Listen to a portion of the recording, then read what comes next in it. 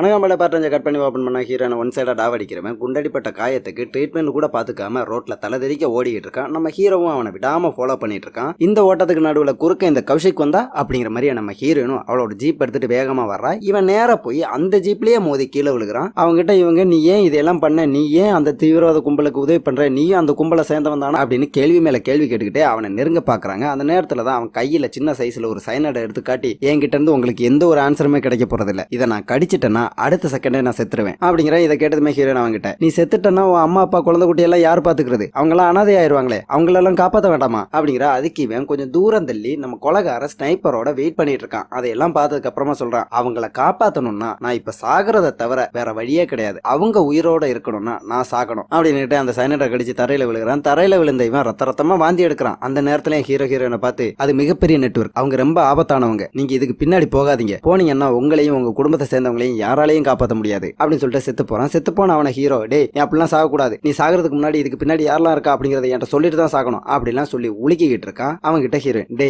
அவன் செத்துட்டான்டா அப்படின்னு சொன்னதுக்கு அப்புறமா ஹீரோயினை பிடிச்சு அப்படி தள்ளி விடுறா. கரெக்டா அந்த கேப்ல கொலகாரனும் நம்ம ஹீரோவை சுடுறான். ஹீரோயின் தள்ளி விட்டதுனால அந்த குறி மிஸ் ஆகி தரையில படுது. இப்ப இவங்க ரெண்டு பேரும் கொலகாரனை பார்த்துட்டாங்க. சோ கொலகாரன் இருந்து தப்பிக்கிறதுக்காக ஓட ஆரம்பிக்கிறாங்க. கொலகாரனும் வாய்ப்பு கிடைக்கும் போது எல்லாம் இவங்களை பார்த்து சுட்டுக்கிட்டே இருக்கான். as usual ஒரு புல்லட் கூட ரெண்டு பேர் மேலயுமே படல. ரெண்டு பேருமே அப்படி இப்படிமா தப்பிச்சு ஓடிக்கிட்டு இருக்காங்க. ஓடி முதல்ல ஹீரோனோட கார் இருக்கலாம், அந்த காருக்கு பின்னாடி வந்து கவர் எடுத்துக்கிறாங்க. கவர் எடுத்ததுக்கு அப்புறமா ஹீரோயின் போலீஸ்க்கு இன்ஃபார்ம் பண்ணி இந்த இடத்துக்கு வர சொல்றா. வர சொன்னதுக்கு அப்புறமா ஹீரோனோட கன்னு இந்த காருக்குள்ளதான் இருக்கு. அந்த கன்னை எடுத்துக்கிறா. கன்னை எடுத்து ஹீரோயின் அதுல புல்லட் எல்லாம் லோட் பண்ணிட்டு இருக்கிற நேரத்துல தான் ஹீரோ இந்த பாரு உன் பில்டிங் ஸ்ட்ராங், பேஸ்மெண்ட் ரொம்ப வீக், அதனால ஒன்னால அவனை சுட முடியாது, அந்த கன்னை என்கிட்ட கொடு, நான் அவனை பாத்துக்கிறேன் அப்படிங்கிறான். அதுக்கு ஹீரோயின் இந்த பாரு நீ ஒரு ரவுடி, நான் ஒரு போலீஸ், நானே அவனை பாத்துக்கிறேன் அப்படின்னு சொல்லிட்டு அவன் கன்னை எல்லாம் லோட் பண்ணிட்டு இருக்கான். அந்த நேரத்துல தான் இவங்க இருக்கிற இடத்துக்கு பக்கத்திலேயே ஒரு புல்லட் வந்து இறங்குது. இதை பார்த்ததுமே நம்ம ஹீரோ இவகிட்ட இருக்கிற கன்னை ஹீரோயின் இருக்கிற கன்னை புடிங்கிட்டு முன்னாடி பார்த்து ஓட ஆரம்பிக்கிறான். ஏன்னா இவங்க கிட்ட இருக்கிறது பிஸ்டலை வச்சு அவனை சுடணும்னா அவன் பக்கத்துல போகணும் தானே. அதனால ஹீரோ அவனை பார்த்து முன்னேற ஆரம்பிக்கிறான், ஓட ஆரம்பிக்கிறான். அப்படி ஓடிக்கிட்டு இருக்கிற நேரத்திலையும் மேல இருக்கிறவன் அவன் பாட்டுக்கு சுட்டு இருக்கான். ஒரு புல்லட் கூட ஹீரோ மேல படல. ஹீரோ அப்படி ஓடி ஒரு மரவான இடத்துல வந்து செட்டில் ஆகிறான். ஹீரோ கையில தான் அந்த பிஸ்டல் இருக்கு. ஹீரோ அவனை நெருங்கி போறதுல ஒரு அர்த்தம் இருக்கு. அவன் ஓடிக்கிட்டு இருக்கான். இவன் முதல்ல எங்கனுக்குள்ள ஒளிஞ்சிருந்தாலும் அங்கனுக்குள்ளே ஒளிஞ்சிருக்கணும்ல. ஹீரோயின் என்ன பண்றான்னா ஹீரோ அங்க போய் மரவான இடத்துல செட் ஆனதுக்கு அப்புறமா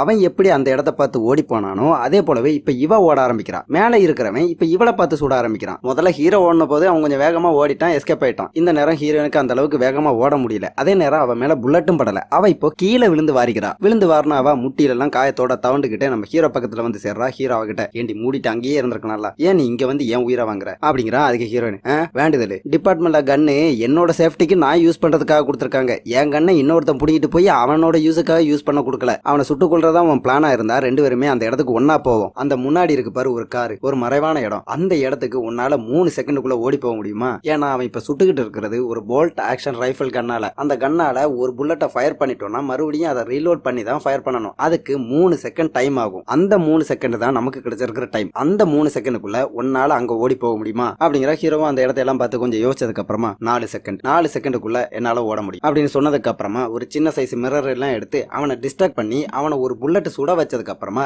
ரெண்டு பேருமே ஓட ஆரம்பிக்கிறாங்க. ரெண்டு பேருமே இவன் இருக்கிற திசையை பார்த்து நேரா தான் ஓடி வராங்க. இவனுக்கு டார்கெட் எல்லாம் பக்காவா இருக்கு. இவன் கண்ணை எல்லாம் நல்லா ரீலோட் பண்ணிட்டு மெயின் டார்கெட்டான நம்ம ஹீரோவை அடிச்சு தூக்க போற அந்த நேரத்துல, சுட போற அந்த நேரத்துல இவன் தலையில போன பார்ட்லயோ இல்ல முந்தின பார்ட்லயோ நம்ம ஒரு பொண்ணை பார்த்திருப்போம்ல, அந்த பொண்ணு இப்ப ஒரு கண்ணை கொண்டு வந்து வைக்குது. இந்த பொண்ணு இந்த இடத்துக்கு தனியா வரல, இந்த பொண்ணு கூடவே 2-3 பேர் வந்திருக்காங்க. இப்ப இந்த பொண்ணு இவங்கிட்ட சாமுல் ஒன்னு கூட்டு வர சொன்னாரு, போவோமா அப்படிங்குது. அப்படியே இன்னொரு பக்கம் பார்த்தா நம்ம ஹீரோ ஹீரோயின் ரெண்டு பேருமே பதுங்கி இப்ப இந்த கொலகாரம் இருக்கிற இந்த இடத்துக்கு வந்து பாக்குறாங்க. இங்க வந்து பார்த்தா கொலகாரனா காணும். அப்படியே கொஞ்சம் தூரம் தள்ளி பார்த்தா தூரத்துல ஒரு கருப்பு கலர் காரு போய்கிட்டு இருக்கு. இதுல இருந்து கொலகாரம் இந்த இடத்துல இருந்து எஸ்கேப் ஆயிட்டான் அப்படிங்கறத இவங்க புரிஞ்சுக்கிறாங்க. இதை புரிஞ்சுக்கிட்டதுமே கைக்கு கிடைச்சவனை நழுவ விட்டுட்டோமே அப்படின்னு சொல்லி நம்ம ஹீரோ ரொம்ப கோவத்துல கத்துறான். உண்மையை சொல்ல போனா அந்த கொலகாரம் தான் கத்தணும். கரெக்டா பாயிண்ட்ல கிடைச்சவனை சுட விடாம அவனை இவங்க தூக்கிட்டு போறாங்க. அப்படியே கட் பண்ணி என்ஐஎஸோட ஆபீஸ், அதாவது ஹீரோயின் வேலை பார்க்குற அந்த ஆபீஸ். அந்த ஆபீஸுக்குள்ள பல டிபார்ட்மெண்ட் இருக்கு. அதுல ஒரு டிபார்ட்மெண்ட் தான் இந்த மொத்த டிபார்ட்மெண்ட்டுக்குள்ளேயே இருக்கிற கிட்டவங்களை கண்டுபிடிக்கிற ஒரு டிபார்ட்மெண்ட். அந்த டிபார்ட்மெண்ட் சேர்ந்தவங்க ஒரு எமர்ஜென்சி செக்கிங் ஒண்ணு இப்ப இங்க பண்றாங்க. எங்க பண்றாங்க? நம்ம ஹீரோயினோட ஃப்ரெண்ட் இருக்காங்கல்ல, அவங்க இருக்கிற அந்த ஏரியால பண்றாங்க. செக் பண்ணி இங்க வேலை பார்த்துட்டு இருக்கிறவங்க கிட்ட இருக்கிற hard disk, pen drive, memory card, ஒரு சில டாக்குமெண்ட்ஸ் அப்படிங்கறது எல்லாத்தையுமே பறிமுதல் பண்ணிட்டு இருக்காங்க. அந்த நேரத்துல தான் நம்ம ஹீரோயினோட ஃப்ரெண்ட் இங்க செக் பண்ணிட்டு இருக்கிற ஒருத்தரை பார்த்து, இங்க பாரு என் பென் டிரைவ் மட்டும் ஒரே ஒரு செகண்ட் என்கிட்ட கொடுக்குறியா? அதுக்குள்ள என் பெர்சனல் வீடியோ ஒன்னு இருக்கு, நான் அதுல பாக்குறதுக்கும் கொஞ்சம் அசிங்கமா இருப்பேன், அதை மட்டும் டிலீட் பண்ணிட்டு கொடுத்துறேன், ப்ளீஸ் அந்த பென் டிரைவ் மட்டும் கொஞ்சம் கூட அப்படின்னு கெஞ்சி கேக்குறாங்க. அதுக்காக அசிங்கமாவா இருக்கும், ரொம்ப அசிங்கமாவா இருக்கும், அதை பார்த்து என் கண்ணு நொல்லையா போனாலும் பரவாயில்ல, நான் நான் அதை பார்த்தே ஆகணும் அப்படின்னு இவங்க ரெண்டு பேரும் பேசிட்டு இருக்கிற நேரத்துல தான் ஹீரோனோட ஹெட் இந்த இடத்துக்கு வந்து, டே என்னதான் நீங்க செக்கிங் டிபார்ட்மெண்டா இருந்தாலும் நம்ம எல்லாருமே என்ஐஸுக்குள்ளதான் இருக்கோம். சோ நீங்க எங்களை செக் பண்றதுக்கு முன்னாடி முறையா எங்களுக்கு ஒரு இன்ஃபர்மேஷன் கொடுக்கணும். இப்படி திடீர்னு வந்து இதை பண்ணக்கூடாது. இந்த மாதிரி பண்றதுக்கு உங்களுக்கு யாரா ஆர்டர் போட்டா அப்படின்னு சொல்லி இங்க இருக்கிற செக் பண்ற ஒருத்தரை பார்த்து கேட்கிறாரு. அதுக்கு அந்த செக் பண்றவரு, எங்களுக்கு இந்த ஆர்டர் யாரு கொடுப்பா? எங்களோட சீஃப் எங்களுக்கு ஆர்டர் கொடுத்தாரு, நாங்க அதை பண்றோம். உங்களுக்கு எதுவும் வேணும்னா அந்த சீஃபை போய் பார்த்து கேட்டுக்கோங்க அப்படிங்கிறாரு. இவரும் அதை கேட்டதுக்கு அப்புறமா அந்த சீஃபை பார்த்து பேசுறதுக்காக வெளியே வராரு. இவர் தான் செக்கிங் சீஃப். இவரு இந்த இடத்துல நேர்மையா வேலை பார்க்கும் போதே இறந்து போனவங்களுக்காக ஒரு மெமோரியல் ஒண்ணு இங்க இருக்கு. அந்த இடத்துல அஞ்சலி செலுத்தி இருக்கிறாரு. அந்த இடத்துக்கு வந்து இந்த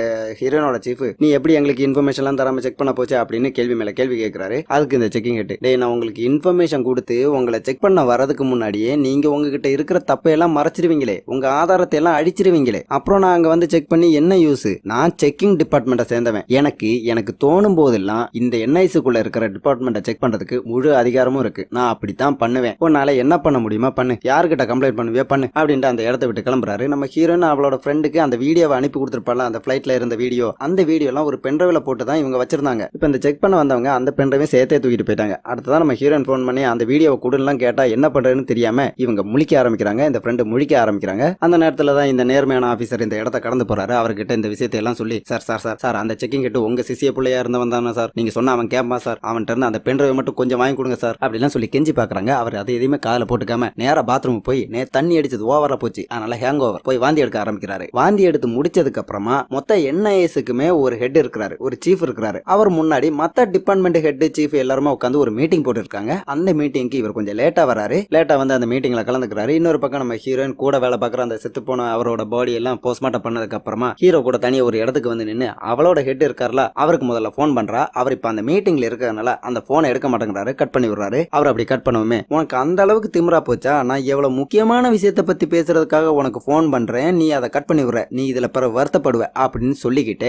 அடுத்ததா நம்ம நேர்மையான ஆபீசர் குடிகார ஆபீசருக்கு போன் பண்றா. போன் பண்ணி விஷயத்த சொல்றா. அவர் மீட்டிங்ல இருக்கேன்லாம் பார்க்கல, அவர் போனை எல்லாம் எடுத்து பேசுறாரு. அவர் இந்த விஷயத்தை எல்லாம் கேட்டதுக்கு அப்புறமா என்ஐஎஸ் ஹெட் கிட்ட அந்த போனை கொண்டு வந்து கொடுத்து, சார் இவ என்னெல்லாமோ சொல்றா, அது என்ன ஏதுன்னு நீங்களே கேளுங்க அப்படிங்கிறாரு. அந்த ஹெட்டும் ஹீரோயின் கிட்ட என்ன விஷயம் அப்படின்னு சொல்லி கேட்கிறாரு. அதுக்கு ஹீரோயின் என்னென்ன நடந்துச்சுங்கிற எல்லாத்தையுமே அந்த ஹெட் கிட்ட சொல்றா. அதாவது அந்த வீடியோவை அனுப்பி கொடுத்தது, அப்புறமா அங்க பிளாக் பாக்ஸை போய் பார்த்தது, பிளைட் ஆக்சிடென்ட் ஒரு ஆக்சிடென்ட் கிடையாது, அது ஒரு தீவிரவாத தாக்குதல் அப்படிங்கிற எல்லாத்தையுமே சொல்றா. சொல்லி முடிச்சதுக்கு அப்புறமா, சார் நான் நேர்ல வந்து இன்னும் கொஞ்சம் டீடைலா உங்களுக்கு விளக்குறேன் அப்படிங்கிற. அதுக்கு அந்த ஹெட்டும், சரிமா நீ எவ்வளவு சீக்கிரம் முடியுமோ அவ்வளவு சீக்கிரம் இங்க கிளம்பி வரப்பாரு அப்படிங்கிறாரு. இதை கேட்டு ஹீரோனும் காலை கட் பண்ணி முடிச்சதுக்கு அப்புறமா சந்தோஷப்பட்டுக்கிட்டு ஊருக்கு போய் இந்த கேஸ் ஒரு முடிவு கொண்டு வருவோம் அப்படிங்கிற. அதுக்கு ஹீரோ, நீ வேணா கிளம்பி போ, நான் எங்கிட்டும் வரல. ஏன்னா அந்த கோ பைலட்டும் அந்த கொலகாரனும் இப்ப இதே ஊர்ல தான் எங்கேயாவது தங்கி இருக்கிறதுக்கு மறைஞ்சிருக்கிறதுக்கு வாய்ப்பு இருக்கு. அவனுங்களை கண்டுபிடிச்சு இவனுங்களுக்கு பின்னாடி யாரெல்லாம் இருக்கா அப்படிங்கறத தெரிஞ்சுக்கிட்டு அவனுங்களை கண்டந்துண்டமா வெட்டி போடாம நான் எங்கிட்டும் வரமாட்டேன் அப்படிங்கிற. அதுக்கு ஹீரோ, தம்பி நீ ஒன்னு புரிஞ்சுக்காம பேசுற, இது நம்ம நாடு கிடையாது. அவ்வளவு பெரிய பிளைட்டையே தாக்குதல் நடத்தி அது ஆக்சிடென்ட்னு எல்லாரையுமே நம்ப வச்சிட்டாங்க.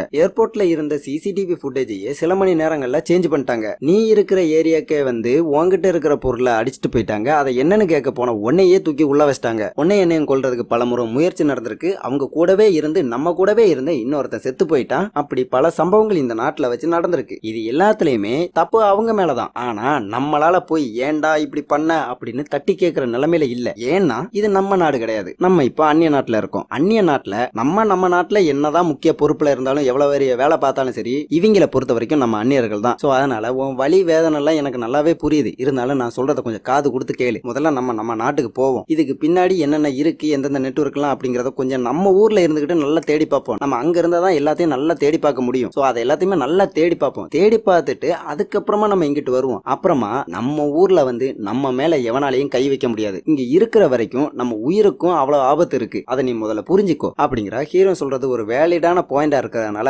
மனசில்லா மனசோட ஹீரோவும் திரும்ப கொரியாக்கு வர்றதுக்கு ஒத்துக்கிறான். கட் பண்ணி என்ஐஎஸோட ஆபீஸ். அந்த சின்ன பையன் தெரியாதனமா ஒரு வீடியோ எடுத்து, அந்த வீடியோ தான் இப்ப எவிடன்ஸா இருந்துச்சு. அந்த வீடியோ தான் இப்ப ஹீரோ கிட்டே இருந்துச்சு. அந்த ஹீரோ கிட்ட இருந்த வீடியோவை, டிரைவ்ல இருந்த வீடியோவையும் அந்த கொலகாரம் வந்து அழிச்சிட்டு போயிட்டான். அதுக்கப்புறமா இருந்த வீடியோங்கிறது நம்ம ஹீரோயின் கிட்ட ஹீரோ கொண்டு வந்து கொடுத்த வீடியோ இருந்துச்சு. அதையும் அந்த கொலகாரம் வந்து அழிச்சிட்டு போயிட்டான். அதுக்கப்புறமா இருந்த வீடியோங்கிறது ஹீரோயினோட ஃப்ரெண்டு கிட்ட இருந்துச்சு. ஹீரோயினோட ஃப்ரெண்டு கிட்ட இருந்த வீடியோவை சோதனைங்கிற பேர்ல என்ஐஎஸ் எடுத்துட்டு போனாங்க. எடுத்துட்டு போன என்ஐஎஸ் சேர்ந்தவங்க அதை பத்திரமா பாதுகாத்தாங்களான்னா அதுதான் கிடையாது.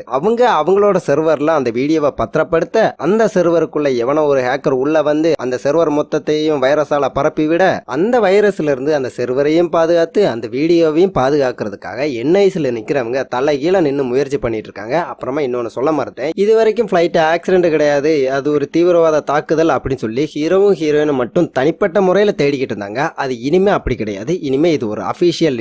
இத என்ஐஸை சேர்ந்தவங்களும் தேட போறாங்க. என்ஐஸை சேர்ந்தவங்கல ஒரு டீம் இருக்கும்ல, அந்த டீமை வழி நடத்திட்டு போறது யாருன்னா நம்ம ஹீரோயினோட சீஃப் தான் அந்த டீமை வழி நடத்திட்டு போறாரு. கட் பண்ணி ஜெசிகா யார்கிட்டயே போன்ல, அப்போ நமக்கு இனிமே என்ஐஸ்ல இருந்து எந்த ஒரு பிரச்சனையும் வராது, அந்த பிரச்சனையை இன்னும் ஒரு முடிவுக்கு கொண்டு வந்துட்டேன்னு சொல்ற. சரி சரி ரொம்ப சந்தோஷம் அப்படின்னு சொல்லி போன் பேசி முடிச்சதுக்கு அப்புறமா தன்னோட அசிஸ்டண்ட பார்த்து, இப்போ எல்லாமே நமக்கு சாதகமா தான் இருக்கு, அது கை நழுவி போறதுக்கு முன்னாடி எப்படியாச்சும் இந்த டீலை வளைச்சு போட்டணும் அப்படின்னு சொல்லி பேசிட்டு இருக்காங்க. அந்த நேரத்துல தான் பாதுகாப்பு பட அமைச்சர் இந்த வழியா கடந்து போறாரு. இவர் எப்படிப்பட்டவர்னு ஏற்கனவே நமக்கு தெரியும். பிரசிடென்டே எதிர்த்து கேள்வி கேட்கக்கூடிய அளவுக்கு நேர்மையான மனுஷன். அந்த மனுஷன் போய் ஜெசிகா, சார் சார் என்ன சார் ரொம்ப நாள் ஆச்சு உங்களை எல்லாம் பார்த்து, ஒரு நாள் வீட்டு பக்கம் வாங்க சார், நம்ம ஜாலியா பேசலாம் அப்படிங்கிறாங்க. அதுக்கு இந்த பாதுகாப்பு பட அமைச்சர், நீ பல்லா காட்டினதும் உன் பின்னாடியே வர்றதுக்கு 1000 பேர் இருப்பான், அந்த 1000 பேர்ல நான் இருக்க மாட்டேன், நீ எங்க சுத்தி எதுக்காக பிளான் போடுறேன்னு எனக்கு புரியுது, அந்த பிளானுக்கு நான் துணை போக மாட்டேன், அதனால என்ன ஆளை விட்டுரு அப்படின்ட்டு அந்த இடத்த விட்டு கிளம்புறாரு. இந்த ஆள் மட்டும் நம்ம என்ன பண்ணாலும் நம்ம வழிக்கே வர மாட்டேங்கிறானே, இந்த ஆளை வழிக்கு கொண்டு வரதுக்கு ஏதாவது வழி இருக்கா அப்படிங்கிறாங்க. அதை கேட்ட அசிஸ்டண்டும், ஒரு வழி இருக்கு மேடம் அப்படின்னு சொன்னதுக்கு அப்புறமா, ஒரு அமைச்சர்னா அமைச்சரை சுத்தி ஒரு 5-6 பேர் முக்கிய பொறுப்புகள் இருப்பாங்கல்ல, அந்த 5-6 பேரும் அமைச்சர் நேர்மையானவர் அப்படிங்கிறதுக்காக அவனும் நேர்மையா இருக்க முடியாதுல, அவங்க எல்லாம் கொஞ்சம் தில்லாலங்கடி, அவங்க நிறைய ஊழல் பண்ணிருக்காங்க.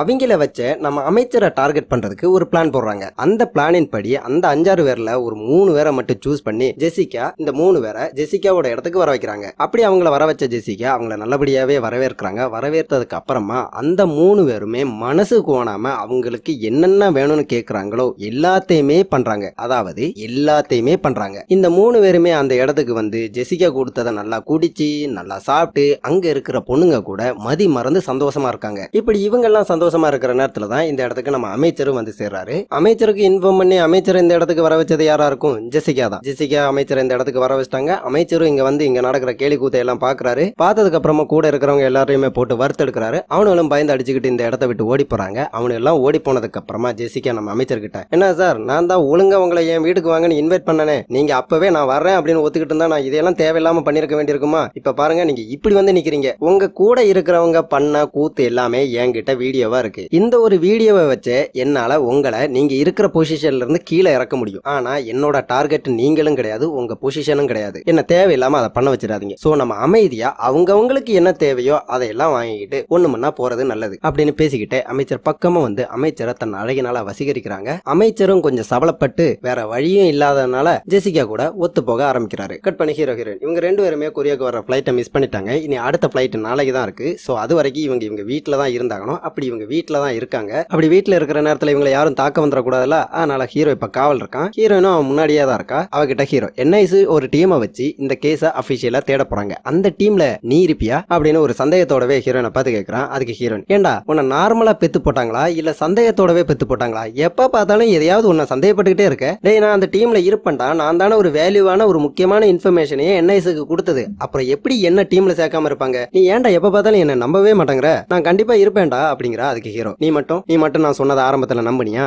இல்ல நீயும் என்ன ஒரு சந்தேகத்தோட தானே பார்த்த, அப்ப உடனே என்ன சந்தேகத்துக்கு பெத்து போட்டாங்க, அந்த மாதிரி தான் இதுவும் அப்படிங்கிற. இதை கேட்டதுமே ஹீரோயின், டேய் உனக்கு எனக்கு நிறைய வித்தியாசம் இருக்குடா, நான் ஒரு போலீஸ், நீ ஒரு சிவிலியன், நான் எல்லாரையுமே ஒரு சந்தேகத்தோடயே பார்த்தாகணும், அதான் என் வேலையே. ஆமா, அது சொன்னப்போதான் இன்னொன்னு ஞாபகத்துக்கு வருது, ஒரு போலீஸ் தான் ஒரு சிவிலியனை காப்பாற்றணும், ஒரு சிவிலியன் எப்பவுமே போலீஸை காப்பாற்ற கூடாது. சோ நீ என்ன பண்றனா, நீ போய் நல்லா தூங்கி ரெஸ்ட் எடு, நான் இங்க காவல் இருந்து யாராவது வர்றாங்களா இல்லையாங்கிறத நான் பார்த்து அவங்க கிட்ட இருந்து நான் உன்னை காப்பாத்துறேன் அப்படின்னு சொல்லிட்டு ஹீரோவோட கையை பிடிக்கிறா. ஹீரோ அவளை அப்படியே டக்குன்னு வளைச்சு பிடிச்சதுக்கு அப்புறமா, எப்படி இப்படியா காப்பாத்துவ? தாக்க வர்ற எவனும் முன்னறிவிப்பு எல்லாம் தந்துட்டு வர மாட்டாங்க, டக்குன்னு வருவாங்க. அந்த நேரத்துல நீ இப்ப இருக்கிற மாதிரியே கேர்லெஸ்ஸா இருந்தா நம்ம போய் சேர வேண்டியதான். சோ நீ ஒரு ஆணியும் புடுங்க வேண்டாம், தேவையான ஆணியை நானே புடுங்கிறேன், நீ போய் தூங்கு அப்படிங்கிற. அவங்கிட்ட ஹீரோயின், எப்பவுமே மேல மட்டும் பார்க்காத கண்ணா, கொஞ்சம் கீழையும் பாரு அப்படிங்கிற. ஹீரோவும் கீழே பாக்குறான். கீழே பார்த்தா ஹீரோயின் கண்ணால ஹீரோட வயித்துல பயன் பண்ணி வச்சிருக்கா. அதை பார்த்ததுக்கு அப்புறமா ஹீரோவும், ஒத்துக்கிறேன், நீயும் போலீஸ் தான் ஒத்துக்கிறேன் அப்படின்னு சொல்லி அவளை விட்டதுக்கு அப்புறமா அவகிட்ட, ஆமா எனக்கு என்னமோ நீ என்கிட்ட கொஞ்சம் வழியிற மாதிரியே இருக்கு, என்ன எதுவும் கரெக்ட் பண்ண ட்ரை பண்றியா? அப்படி எதுவும் மனசுல இருந்துச்சுன்னா அதை இப்பவே ரப்பர் வச்சு அழிச்சுக்கோ, ஏன்னா நான் நீ நினைக்கிற மாதிரி ஆளு கிடையாது, எனக்கு ஒன்ன மாதிரி ஆளையும் பிடிக்காது அப்படிங்கிற. அதுக்கு ஹீரோனும், ஓ உங்களுக்கு இந்த எண்ணம் வேற இருக்கோ? தம்பி நல்லா கேட்டுக்கோங்க, என் இமேஜினேஷன்ல இருக்கிற ஆளு நீங்களும் கிடையாது, எனக்கு கொஞ்சம் உயரமா வெள்ளையா அழகா இருந்தா தான் பிடிக்கும். அப்புறமா ஏன் டாபிக் மாதிரி வேற பக்கமா போகுது? நம்ம டாபிக் இது கிடையாது, யாரு யார காவா காக்குறது அப்படிங்கறதான டாபிக், நீ ஏன் அந்த டாபிக்கை விட்டுட்டு வேற போற? சரி ஒண்ணு பண்ணுவோம், 2 பேரையுமே காவல் காப்போம், இந்த 2 பேர்ல யார் ஜெயிக்கிறான்னு பாப்போம், ஒரு போலீஸா நான் ஜெயிக்கிறேனா இல்ல ஒரு நார்மல் சிவிலியனான நீ ஜெயிக்கிறியான்னு பாப்போம் அப்படின்னு சொல்லிக்கிட்டு 2 பேருமே காவல் இருக்க ஆரம்பிக்கிறாங்க. அந்த காவல்ல ஒரு போலீஸான ஹீரோயின் தோத்து போய் நல்லா குரட்டை விட்டு தூங்க ஆரம்பிக்கிறா. அப்படி தூங்கி போன ஹீரோயின் நடுற நடுராத்திரில திடீர்னு முழிச்சு பார்த்தா முன்னாடி உட்காந்துட்டு இருந்த ஹீரோவை காணும். அவன் எங்கன்னு தேடி போய் பார்த்தா அவன் ஒரு ரூமுக்குள்ள தனியா உட்காந்து அந்த பையனை இழந்துட்டான்ல அதை நினைச்சு ஃபீல் பண்ணி அழுதுகிட்டு இருக்கான். அவனை டிஸ்டர்ப் பண்ண வேண்டாம் அப்படி சொல்லிட்டு ஹீரோயின் திரும்பி வர்றா. கட் பண்ணி மறுநாள் இவங்க 2 பேருமே ஃபிளைட் ஏறதுக்காக, அதாவது கொரியாவுக்கு போறதுக்காக ஏர்போர்ட் வர்றாங்க. ஏர்போர்ட் வந்ததுக்கு அப்புறமாவும் ஹீரோ தன்னை சுத்தி ஏர்போர்ட்ல இருக்கிறவங்க எல்லாரையுமே ஒரு சந்தேக கண்ணோடவே பார்த்துக்கிட்டு ஹீரோயின் கூட ஃபிளைட் ஏற போறான். இங்க நடக்கிற எல்லாத்தையுமே சிசிடிவி வழியா லைவா எங்கேயோ இருந்து இந்த சாமுவல்னு ஒரு கேரக்டர் சொல்லிருப்போமே அந்த கேரக்டர் பார்த்துக்கிட்டு இருக்கிற இந்த கேரக்டர் யாருன்னு தெரியல. ஆனா இந்த பார்த்துக்கிட்டு இருக்கிற இந்த சாமுவல்ங்கிற கேரக்டர்னால ஃபிளைட் ஏற நம்ம ஹீரோயின் உயிரோட லேண்ட் ஆவாங்களா, இந்த ஃபிளைட்டாவது ஆக்சிடென்ட் ஆகாம லேண்ட் ஆகுமா அப்படிங்கறதுல உங்களுக்கு தெரிஞ்சுக்கணும்னா அடுத்த பார்ட்டை மிஸ் பண்ணிடாதீங்க. சோ அவ்வளவுதான். நீங்க நம்ம சேனலுக்கு புதுசா இருந்தா மறக்காம சப்ஸ்கிரைப் பண்ணி ஆல்ல போட்டு வச்சுக்கோங்க. அப்பதான் நான் போற ஒவ்வொரு வீடியோவும் நீங்க மிஸ் பண்ணாம பார்க்க முடியும். வீடியோ பார்த்து பிடிச்சிருந்துச்சுன்னா வீடியோக்கு லைக் பண்ணுங்க, கமெண்ட் பண்ணுங்க, ஷேர் பண்ணுங்க. மறுபடியும் அடுத்த பார்ட்டோட வந்து நான் உங்களை மீண்டும் சந்திக்கிறேன். அது வரைக்கும் நன்றி, வணக்கம்.